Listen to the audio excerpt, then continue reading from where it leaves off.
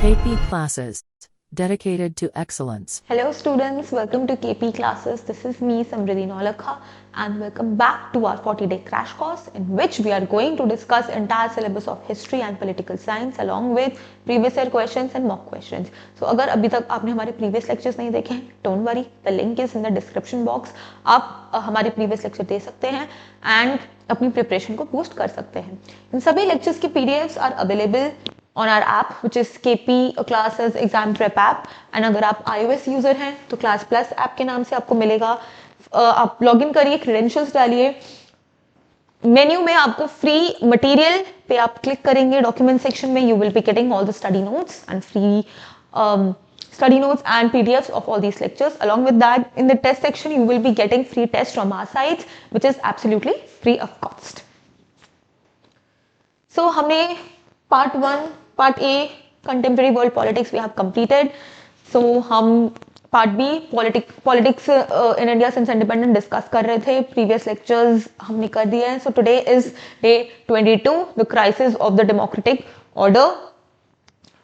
ये डिस्कस करेंगे एंड आप अपनी CVT प्रिपरेशन के लिए भी हमारे साथ जुड़ सकते हैं थ्रू आवर उड़ान बैचेस. उनका पार्ट बन सकते हैं which is available for all the streams whether you are from humanities, science, commerce. It is very cost effective.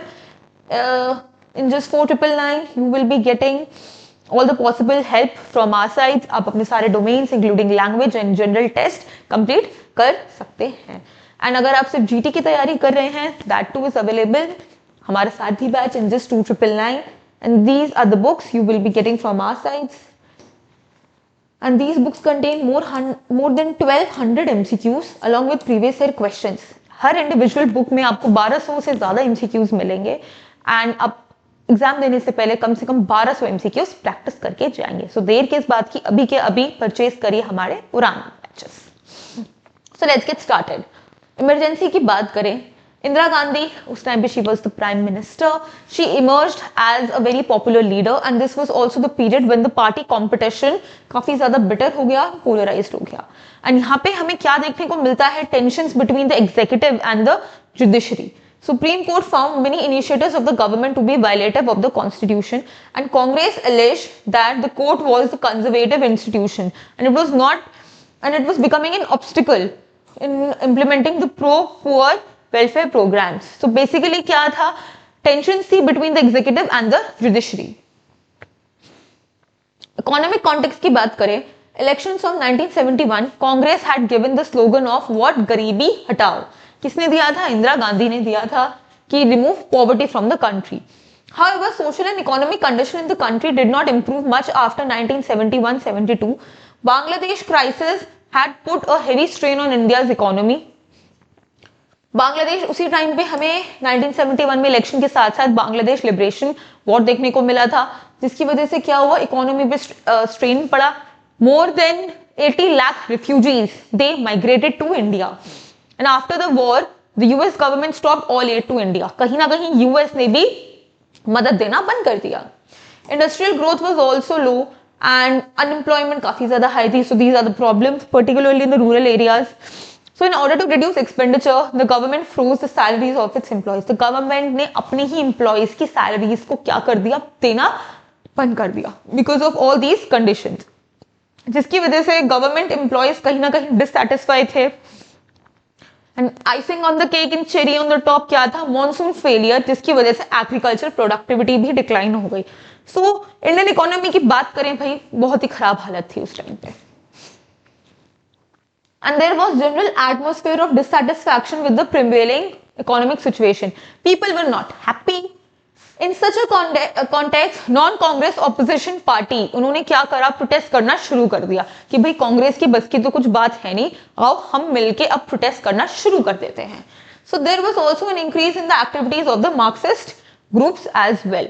Similarly, Gujarat और बिहार में मूवमेंट स्टार्ट हुई थी, प्रोटेस्ट स्टार्ट हुए थे. जनवरी की बात करें 1974 में, students in Gujarat started the agitation. क्यों हुआ था, रीजन क्या था, MCQ में पूछा जा सकता है. फूड ग्रेन्स क्रॉप्स के प्राइसेस बढ़ गए थे, कुकिंग ऑयल के प्राइसेस भी बढ़ गए थे एंड करप्शन भी था. इस वजह से this agitation was joined by the opposition ने इसको एक अपॉर्चुनिटी देखा कि हम ज्वाइन करके कांग्रेस के खिलाफ कुछ साजिश कर सकते हैं. Became the widespread mainly in the Gujarat and Bihar assembly elections. So assembly elections held हुए थे जून 1975. Congress was defeated. लो जी, अब इसी प्रोटेस्ट का हमें एक रिजल्ट देखने को मिला. कांग्रेस हार गई थी गुजरात के इलेक्शंस में. After the result the protest put forward to Bihar. After a point ये बिहार में स्टार्ट हुआ. Jayaprakash Narayan he led student movement. He accepted it on the condition that the movement will remain non violent and it will not limit. हम क्या करेंगे, ये non violent movement होगी and इसको हम सिर्फ बिहार तक नहीं रखेंगे, स्प्रेड करेंगे to the various parts of the country as well. ठीक है.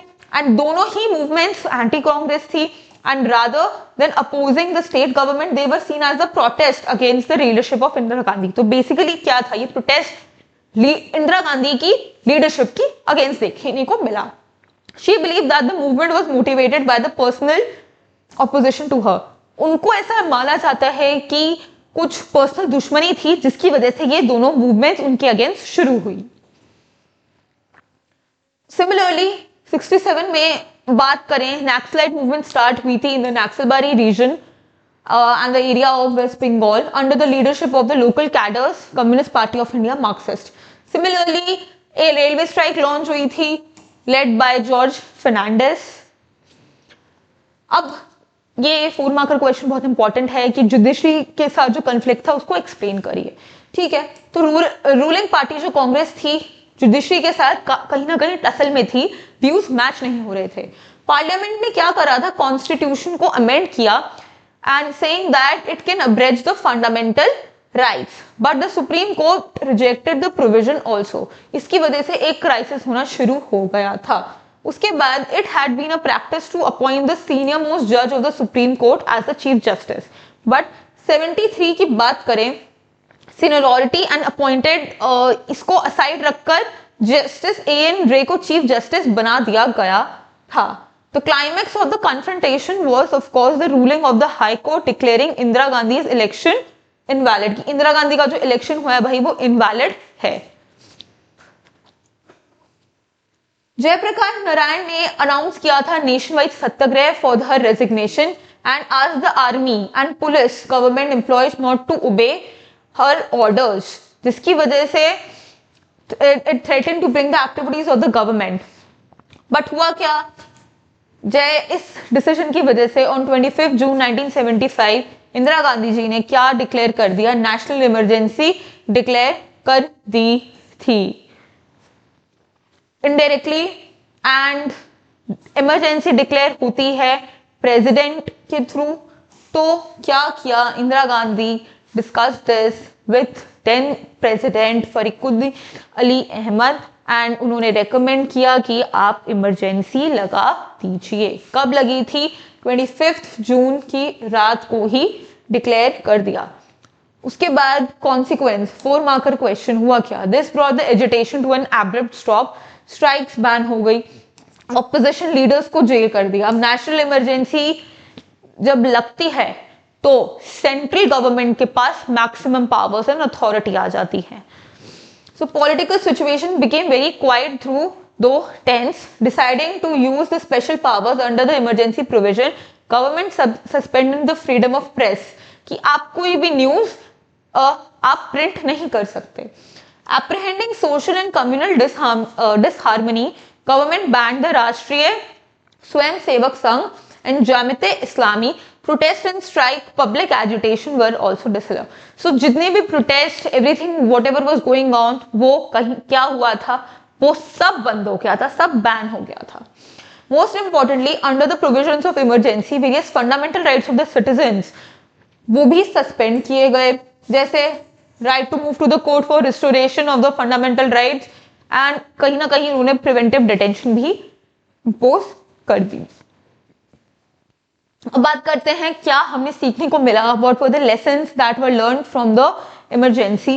So the one lesson of emergency is that it is extremely difficult to do away with the democracy in India. Secondly, it brought out some ambiguities, confusions regarding the emergency provision.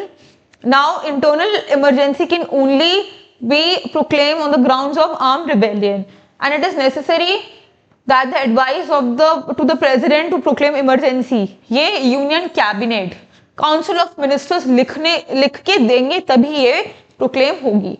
तीसरा, emergency made everyone more aware of the value of civil liberties, उनको अपने fundamental rights की अहमियत पता चली। Courts too have taken an active role after the emergency in protecting the civil liberties of the individual. This is a response to the inability of the judiciary to protect the civil liberties effectively during the emergency.